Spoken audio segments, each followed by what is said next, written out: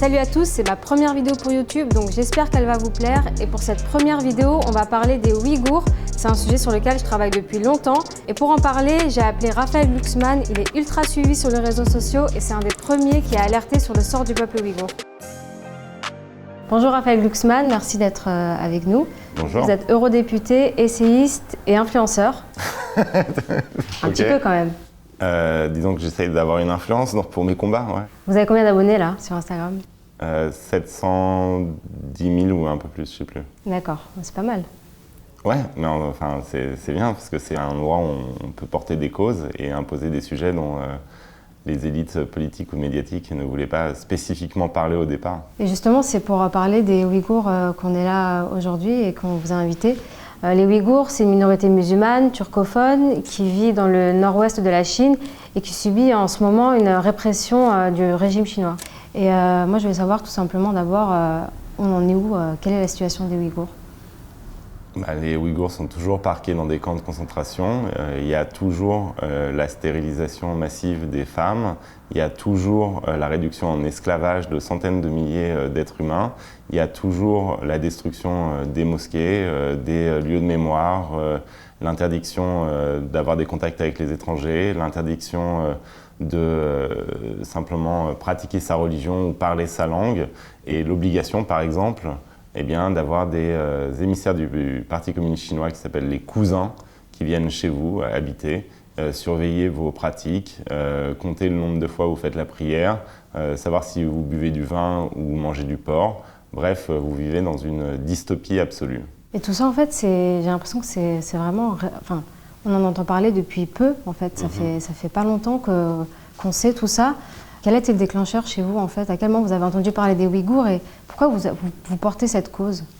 Moi, en fait, je suis comme beaucoup de gens, j'avais entendu qu'il se passait quelque chose d'horrible en Chine avec la minorité des Ouïghours, mais je ne connaissais pas vraiment le sujet.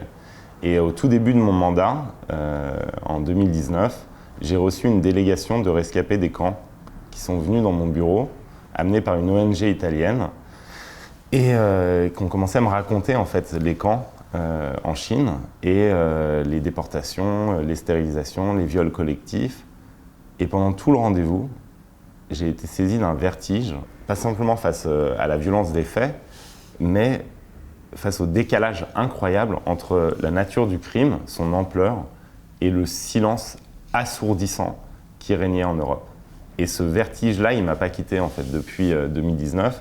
Je me souviens que quand on a raccompagné avec mon équipe à Bruxelles la délégation des rescapés aux ascenseurs, je me suis tourné vers mes assistants et je leur ai dit, mais en fait, il faut qu'on fasse quelque chose. Et d'abord, il faut qu'on soit la voix de ces sans-voix dans l'enceinte du Parlement européen et ensuite qu'on mobilise l'opinion. Et la seule manière qu'on a trouvée, en fait, pour qu'on s'y intéresse, c'était un appel direct aux jeunes sur les réseaux sociaux en disant, voilà ce qui se passe, aidez-nous à réveiller l'opinion publique, à réveiller les médias, à réveiller les politiques. Et ça a commencé très vite en fait à devenir viral et c'est vraiment un exemple ultra rare en fait où un sujet est imposé au cœur du débat public par les citoyens eux-mêmes. Oui, surtout, justement, quand vous avez commencé à porter ce combat-là, j'ai vu, comme tout le monde, sur Instagram, cette vague bleue en fait avec la photo de profil en bleu turquoise. En fait, ça raconte quoi de cette génération? Ça raconte que contrairement à ce que tout le monde dit, elle n'est pas narcissique, elle n'est pas fermée, elle n'est pas désengagée, elle n'est pas résignée. Il y a un potentiel encore. En France, il y a une jeunesse humaniste, il y a des gens qui sont épris d'universel, il y a des jeunes qui se disent que oui, une part de leur propre destin peut se jouer dans le destin d'un peuple qu'on déporte à des milliers de kilomètres de chez eux. Si Raphaël Glucksmann est aussi suivi dans son combat et sur les réseaux sociaux, c'est que vous êtes nombreuses et nombreux à vous mobiliser pour le sort de ce peuple. Et cette mobilisation, moi je l'ai suivie aussi, j'ai contacté pas mal de groupes sur Instagram et j'ai rencontré à Perpignan un collectif de soutien. Parmi eux, il y avait 2 rappeurs qui ont fait un titre. Fuir mon pays pour arriver en France, persécuté parce que je suis musulman. Je n'ai plus aucune nouvelle de mes parents. Rassure-moi, dis-moi qu'ils sont encore vivants. Du coup, moi, en fait, ça fait longtemps que je travaille sur les Ouïghours et j'ai rencontré pas mal de militants en France. Et en fait, ce qu'on me dit souvent, c'est après avoir fait tout ça, qu'est-ce qu'on peut faire de plus, en fait? On peut pousser nos gouvernements et nos institutions à adopter des mesures. Personne ne veut entrer en guerre contre la Chine. C'est pas ça l'objet. Par contre, entre ne rien faire et faire la guerre, il y a tout un espace qui s'appelle la politique. Donc nous, ce qu'on veut, c'est que nos dirigeants fassent de la politique. Et ça passe notamment par des mesures commerciales. Vous voulez changer la situation, vous devez imposer un coût au gouvernement chinois qui mène cette politique. Et donc, comment leur imposer un coût ? Par exemple, vous bannissez les produits de l'esclavage du marché européen. L'Europe, c'est le premier marché du monde. Donc, aucun pays producteur, aucune multinationale ne peut se passer du marché européen. Si on bannit les produits de l'esclavage à l'entrée de l'Europe, eh bien, ça aura un coût énorme en Chine pour tous ces grands fournisseurs qui exploitent les esclaves ouïghours. Et donc, vous imposez un coût. Et quand vous imposez un coût, eh bien, vous produisez une situation en Chine où il y a un calcul coût-bénéfice qui est dans la tête des dirigeants chinois. Aujourd'hui, ils pensent qu'ils peuvent éradiquer un peuple sans avoir aucun prix à payer pour cela. Et nous, tout notre travail, c'est de pousser nos dirigeants à imposer ce prix à payer aux responsables chinois du génocide des Ouïghours. J'accuse les dirigeants du Parti communiste chinois du pire crime contre l'humanité du XXIe siècle, la déportation et l'éradication du peuple ouïghour. Ouais, je voulais savoir, vous avez eu des menaces, est-ce que vous avez peur ? Non, j'ai pas peur. Bien sûr qu'il y a des menaces et il y a eu des sanctions aussi du régime chinois, en particulier sur les réseaux sociaux. Il y a les trolls du régime chinois et ils ont même lancé des grandes campagnes antisémites pour expliquer qu'un juif qui s'intéresse à des musulmans parqués dans des camps, c'est forcément pour déstabiliser la Chine et asseoir la domination mondiale du complot judéo-maçonnique, avec force caricature, nez pointu et nez courbé et oreilles détachées, je sais pas. Mais moi, ces menaces, elles me laissent froid. À partir du moment où vous menez un combat comme celui-là, bien sûr qu'il va y avoir des menaces contre un adversaire comme celui-ci. Il va y avoir des menaces, il va aussi y avoir des sanctions, puisque je suis sous sanction du régime chinois. Mais moi, ces sanctions et ces menaces, je les porte un peu comme une forme de légion d'honneur. Ça veut dire que je fais bien mon taf. Et donc, bien sûr que c'est tendu, bien sûr que c'est violent parfois, mais rien ne m'arrêtera. Vous allez continuer mais je continuerai jusqu'à mon dernier souffle. Et parce que les camps ne sont pas fermés, et deux, parce que je pense qu'il en va aussi de la définition de notre avenir. Et que si on n'est pas capable de penser que la mise en camp de concentration d'un peuple est plus importante que les intérêts privés de quelques grands groupes européens, eh bien je donne peu cher de notre avenir démocratique. Et qu'est-ce qu'il faut en fait pour justement tenir cette mobilisation ? Parce que moi, je me souviens, ce qui m'avait frappé, c'était les images de ces hommes agenouillés, les mains attachées dans le dos. C'est des images qui sont choquantes, mais ces images, en fait, elles sont rares, elles ne fuitent pas. Donc, Elles sont rares parce que le Parti communiste chinois a imposé un huis clos total et que, en plus, on a souvent l'impression que c'est une politique de répression héritée du passé. En réalité, c'est une véritable dystopie, c'est-à-dire que c'est l'ensemble des moyens modernes de surveillance qui sont mis et qui sont utilisés et qui sont même souvent testés dans la région des Ouïghours. Et donc, en réalité, ils réussissent à imposer ce huis clos. Et c'est pour ça qu'il y a extrêmement peu d'images et que les seuls témoignages qu'on a, c'est des témoignages de gens qui sont sortis de Chine. Et donc, il y a un vrai enjeu à comment est-ce qu'on fait pour mobiliser alors qu'on ne voit pas tout. Il y a d'autres conflits, dans des guerres ouvertes, par exemple, où on voit le produit des bombardements, on voit les victimes, on a les témoignages des victimes. Et c'est pour ça que c'est assez fascinant aussi à quel point il y a eu cette mobilisation, et cette mobilisation est durable. Moi, je me souviens au tout début, quand ça commençait à vraiment fonctionner parmi les jeunes Français et que la cause devenait virale, j'avais des discussions avec des éditorialistes, des gens bien assis, et qui me disaient « mais vous savez, dans 15 jours, ils penseront à autre chose et ils se mobiliseront sur une cause totalement différente. » Ça fait 2 ans, et jusqu'à maintenant, la pression, elle n'a jamais été relâchée, et elle a fait qu'augmenter, en fait. Donc je ne crois pas, moi, à l'essoufflement. Et en plus, je pense qu'aussi, les jeunes qui se mobilisent ont compris qu'en se mobilisant pour les Ouïghours, ils se mobilisaient aussi pour eux-mêmes, pour le monde dans lequel ils veulent vivre. Et qu'ils avaient compris que, par exemple, à travers le sort des Ouïghours, on pouvait raconter aussi ce que c'est que la globalisation capitaliste, ce que c'est qu'une chaîne de production, ce que c'est que la violation des droits humains sur les chaînes de production, la violation aussi des droits environnementaux ou sociaux, et que donc on pouvait raconter le monde à travers la question des Ouïghours. Et ce qui se produit là, c'est une vision du monde en fait. Et est-ce qu'on veut vivre dans un monde où en fait, pour avoir un t-shirt à 10 €, eh bien, on réduit un peuple en esclavage? En fait, j'ai voulu échanger avec Raphaël Glucksmann parce que j'étais en Turquie il y a quelques temps et là-bas, j'ai réalisé un documentaire. J'ai suivi une jeune fille qui s'appelle Mounireh. Ça fait plusieurs années qu'elle n'a plus de nouvelles de son père. Son témoignage m'a beaucoup touchée et je voulais le partager avec vous. Donc si vous voulez le regarder, vous pouvez cliquer sur ce lien, c'est sur la chaîne YouTube de Brut. Merhaba, benim adım Munire. 19 yaşındayım. Uygurum.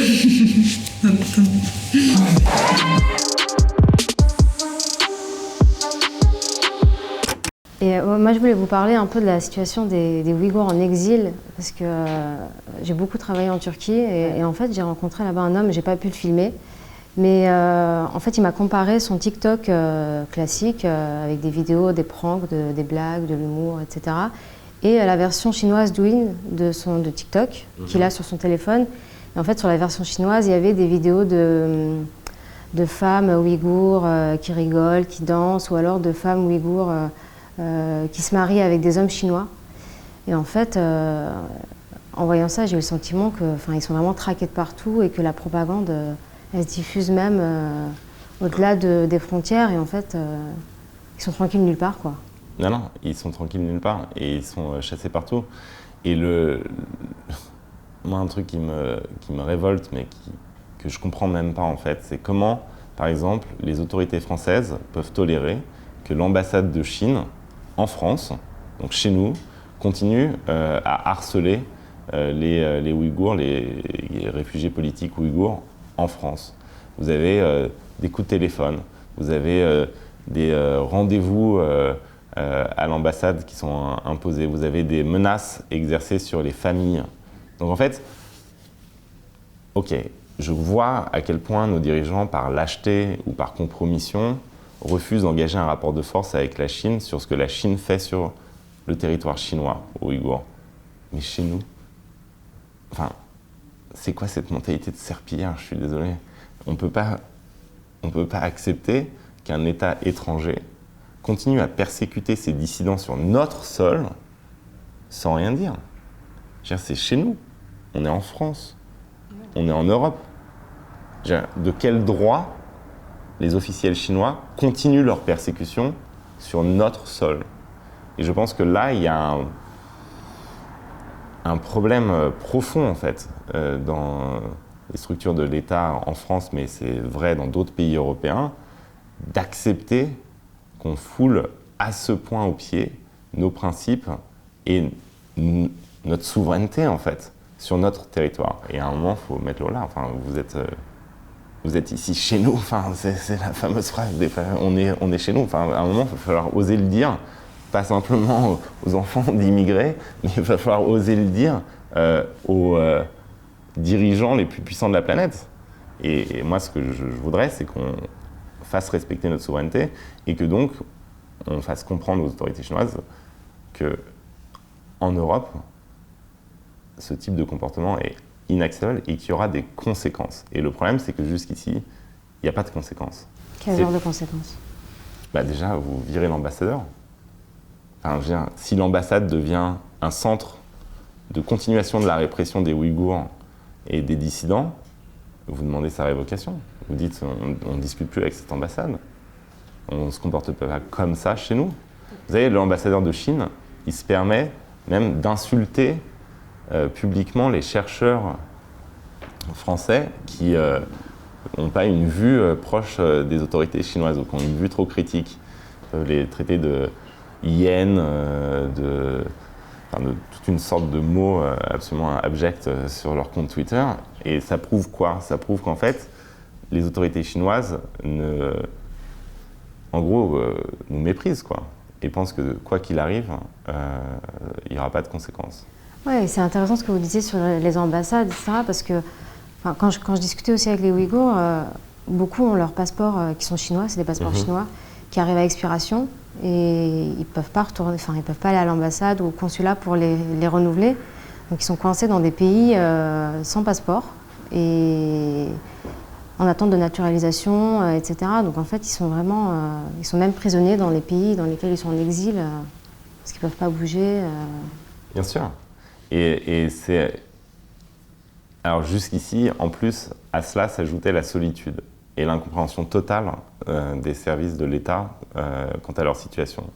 Ça a un peu changé, et ne serait-ce que sur ça, d'ailleurs, la mobilisation dont on parlait, elle était importante.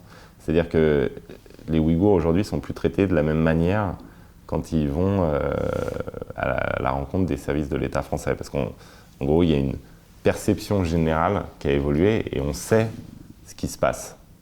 Ce qui n'était pas du tout le cas il y a encore 4 ou 5 ans. Donc ne serait-ce que, moi ce que je dis souvent, c'est même si on n'a pas encore réussi à faire changer la politique du gouvernement chinois, il y a une chose qu'on a réussi à faire, c'est à montrer aux Ouïghours qu'ils n'étaient pas seuls. Et rien que ça, c'est important. Enfin, je veux dire, quand vous subissez une telle oppression, le fait de savoir que finalement les gens s'en foutent pas, que les gens savent et que ça les révolte, ben, ça ne change pas le fait que vous subissez l'oppression, mais ça atténue vos souffrances dans le sens que à la souffrance physique, morale, ne vient pas s'ajouter le désespoir du sentiment de solitude. Et donc, je crois qu'on a réussi en fait à changer les perceptions et à montrer que c'était pas, que ça rencontrait pas l'indifférence du monde. Qu'est-ce qui se passerait si là vous décidez d'aller en Chine, d'entrer sur le territoire? Franchement, je sais pas. Déjà, je pense qu'a priori, hypothèse optimiste, je ne pourrais pas le faire. C'est-à-dire que on me refuserait l'entrée sur le territoire chinois et je devrais prendre l'avion dans le sens inverse. Hypothèse pessimiste, un peu plus. Mais techniquement, j'ai déjà mis le pied sur le sol chinois depuis que je suis sanctionné, puisque j'ai été à Taïwan, ce qui n'a pas beaucoup plu au régime chinois. Et à Taïwan pour la commission que je préside sur les ingérences étrangères, mais aussi pour montrer qu'on soutenait la démocratie taïwanaise et qu'on soutenait une démocratie qui s'exprime en chinois et qui est de culture chinoise, et que finalement, le conflit qu'on a avec ce régime, c'est un conflit avec un régime.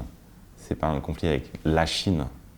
Et qu'on espère qu'un jour, la Chine sera une démocratie dans laquelle les minorités peuvent vivre heureuses et libres en tout cas. J'espère que cet échange avec Raphaël Glucksmann vous aura intéressé. Lui, il continue son combat au Parlement européen et sur les réseaux sociaux. Et si cette vidéo vous a plu, vous pouvez vous abonner à ma chaîne, je viens juste de la créer. Et pour aller plus loin, vous pouvez regarder le documentaire Ouïghour, il est disponible sur la chaîne YouTube de Brut. Dites-moi ce que vous en pensez, je serai très contente de lire vos retours et je vous dis à bientôt.